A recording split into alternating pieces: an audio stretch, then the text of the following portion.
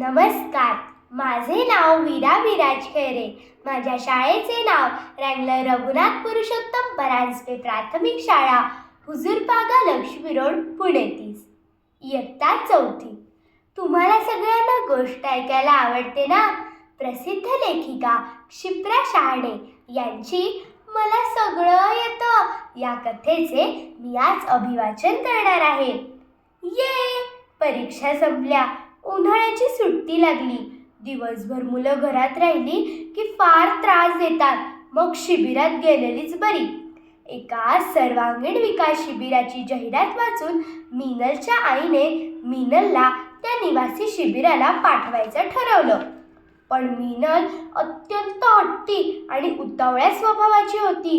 ती जे म्हणेल ते सगळं तिला मिळायचं. त्यामुळे तिला कशाचीच किंमत नव्हती.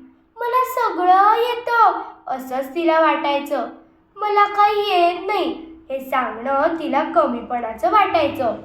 शिबिरात मीनलचं नाव नोंदवलं. फी भरली. जाण्याचा दिवस उजाडला. सगळी मुलं शिबिराच्या ठिकाणी दाखल झाली. एकमेकांच्या ओळखी झाल्या. शिबिर प्रमुखांनी प्रत्येकाला काय काय येतं ते विचारलं.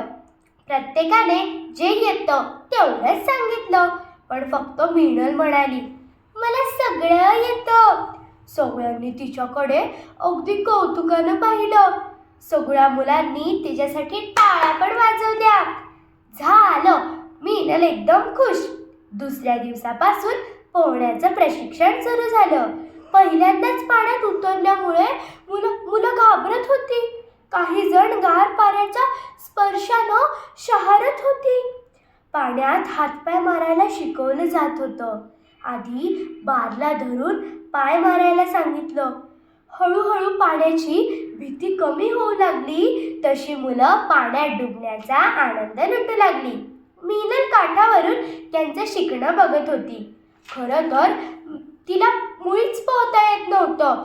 पण मला एखादी गोष्ट येत नाही हे मान्य करण्याची तिला सवयच नव्हती. ज्यांना पोहायला येतंय त्या मुलांनी पाण्यात उड्या मारल्या आणि ती सफाईदारपणे पोहू लागली. मीनलच्या मनात विचार आला, पोहणं काय एकदम सोपं. पाण्यात पडलं की पोहता येतं. त्यात काय कठीण? आणि माझ्यासाठी तर नाहीच नाही. आणि मग मीनलने पाण्यात बिनधास्त उडी मारली. पाण्यात तरंगण्याचे तंत्र अवगत नसल्यामुळे ती हातपाय नीट मारू शकली नाही. तिच्या नाकातोंडात पाणी शिरू लागलं. मग ती पाण्यात गटांगळ्या खाऊ लागली आणि ओरडू पण लागली, वाचवा वाचवा, मला वाचवा. प्रशिक्षकांनी ती गटांगळ्या खाते हे पाहत लगेच पाण्यात उडी मारली आणि तिला बाहेर काढलं. तिला पोटावर झोपवलं आणि दाब देऊन नाकातोंडातलं पाणी बाहेर काढलं. शिबिर प्रमुख धावत आले. मीनल खूप घाबरली होती. ती शांत झाल्यावर तिला म्हणाले, मीनल, तू काल म्हणालीस मला सगळं येतं. आज म्हणालीस मला पोहता येतं. पण पोहता येत नसताना खोटं का बोललीस? मीनल म्हणाली, मला पोहता येत नाही हे सांगायला कमीपणा वाटला म्हणून मी खोटं बोलले. शिबिर प्रमुखांनी ताबडतोब तिच्या पालकांना बोलावून घेतले.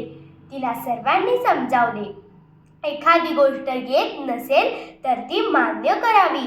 आज तुझं खोटं बोलणं तुझ्या जीवावर बेतलं असतं तर? मीनल आज धडा शिकली, पण बुडता बुडता वाचल्यावर. आपल्याला या मीनलच्या गोष्टीतून असा बोध मिळतो की खोटी प्रतिष्ठा, कमीपणा हे दोष आहेत. पण यामुळे संकटही येऊ शकतात. म्हणून आपण नेहमी खरे बोलावे. धन्यवाद.